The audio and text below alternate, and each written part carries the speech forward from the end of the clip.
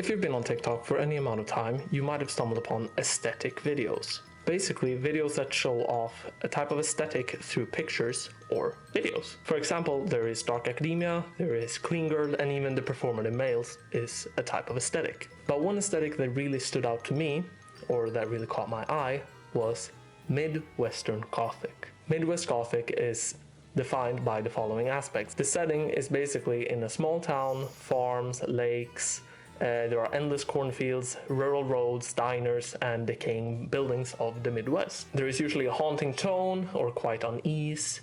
The idea that something is off just underneath the surface. It often explores themes of isolation, generational secrets, and uncanny folklore. There is usually a sense of warmth, childhood nostalgia, but mixed with horror. It often overlaps with Southern Gothic, but it swaps swamps and plantations for barns and small towns. And to give you a feel of what Midwest Gothic is and how Midwest Gothic makes you feel, I would like you to close your eyes and imagine the following. The power went out during a thunderstorm. Now you're sitting inside, your loved ones has gathered, and they're playing cards with candle lights all around them. You have a warm drink and you're snuggled under a blanket. This is the best way I can describe Midwestern Gothic. This aesthetic is so peculiar in the sense that it includes a lot of horror aspects like fog, rituals, hidden truths, and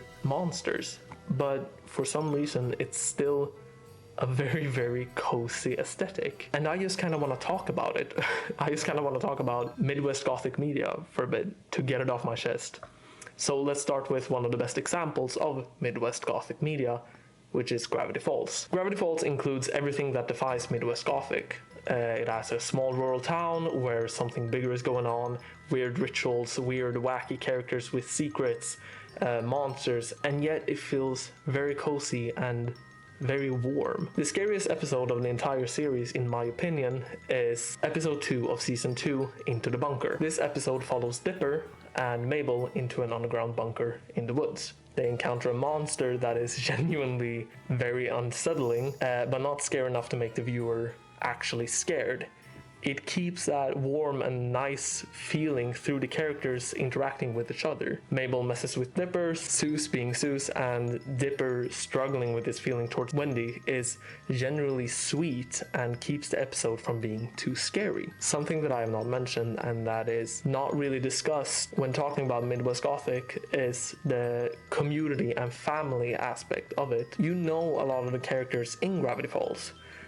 Even if they only appear in the background, you know that that guy is related to that guy, and you know that that person would never hurt anyone, and you know that guy's weird quirk, but you don't mind it. It creates a sense of familiarity that I would like to argue brings comfort to the viewer and helps an otherwise very terrifying town become a home and a place where everything isn't that bad. Well, duh, of course it's cozy and not too scary.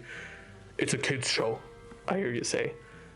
And you're right. So let's look at some other media that gives off the same feeling but is targeted towards adult audiences and manages to capture the same feeling without the safe family / community aspect. Longlegs. Longlegs also includes rituals, urban settings, and monsters, all mixed together in the melting pot of Nicolas Cage.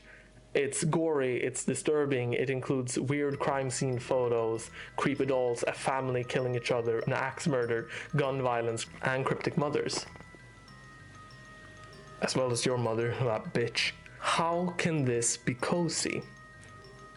Well, orange. It's nice because it's orange. A lot of Midwestern Gothic media, when color grading, resort to making their creations either orange or green. Longlegs make things orange. Orange is a warm, cozy color that makes the human brain think of sunlight, much like the candle during the thunderstorm. The warm light makes it feel safe even when there is danger nearby. When introduced to the main character's home, you can clearly see she lives in a cabin in the middle of the woods. Let's just check that off the list. She thinks someone is trying to break into their house. And just because of the orange color grading, instead of making this situation downright terrifying, it just kind of becomes eerie. Basically, orange makes everything nice and cozy. Look, boom, bam. Oh, that's creepy. Not now. I could talk about the green color grading and discuss how in a lot of cases it does make things look a bit more dreadful and dramatic, but I won't. Moving on. When consuming Midwestern Gothic media, I get the feeling that you just kind of want to be there. Whenever I watch a Midwestern Gothic movie, I don't want it to end. I want to keep this feeling, and I can't really explain why. Maybe it's because of the way I grew up. Maybe it's something I long for that I feel like I missed out on, or maybe it's a nostalgia. This statement on a surface level is not that absurd. There are TikTok videos with over 1 million likes showing off this aesthetic, and you can look at the Twilight craze of the 2010s. Yes, Twilight is Midwest Gothic, even though it takes place in the North Pacific, fight me. Twilight had a grip like no other and made its mark on pop culture forever. I am well aware of Supernatural and its use of Midwest Gothic aesthetics as well. However, I think it's safe to say that Twilight is the reason why the Midwest Gothic aesthetic propelled its way into the mainstream. I'm sorry, Supernatural. Oh yeah, also sorry, David Lynch. David, you were a pioneer and Twin Peaks was great, but it's way too fucking weird for the average person. Ivy, say mares eat oats and does eat oats. Twilight was a lot more digestible, even with the imprint. However, when thinking about it for more than 2 seconds, I would not want to live in these worlds. I don't want to live in Bones of All. I sure don't want to live in the world From, or even if we go back to Gravity Falls for a minute, no, there are living wax dolls, interdimensional beings, zombies, and the shapeshifter. The fucking shapeshifter. This is a kids show. But what if I could live in these worlds for a couple of hours? Well, video games can allow you to do that. Video games like Deadly Premonition or parts of Silent Hill, keywords parts before everything goes to hell. Games like this does allow me to feel like I am in these worlds. I am interacting with characters, learning more about them, and I'm exploring the town, I'm finding secrets, uncovering mysteries. But these games are so far and few between that coming across them is like finding a needle in an ocean of porn games.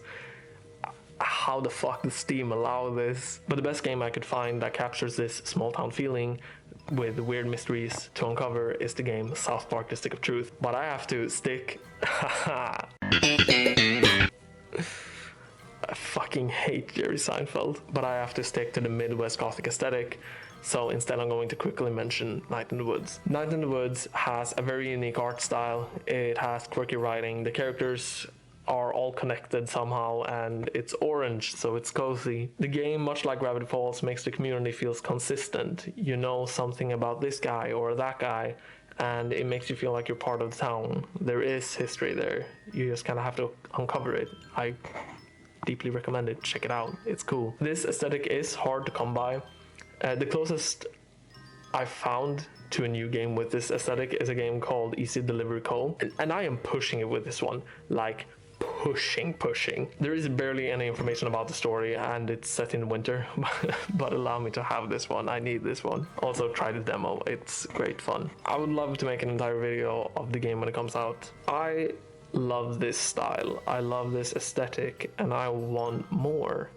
I think a lot of people want more. So creators out there, please make more. Create small towns with fun characters and mysteries for us, the audience, to solve. There is an audience, I promise you. What do you think of Midwest Gothic? Is there any media that I forgot to mention that I should check out? If so, please tell me.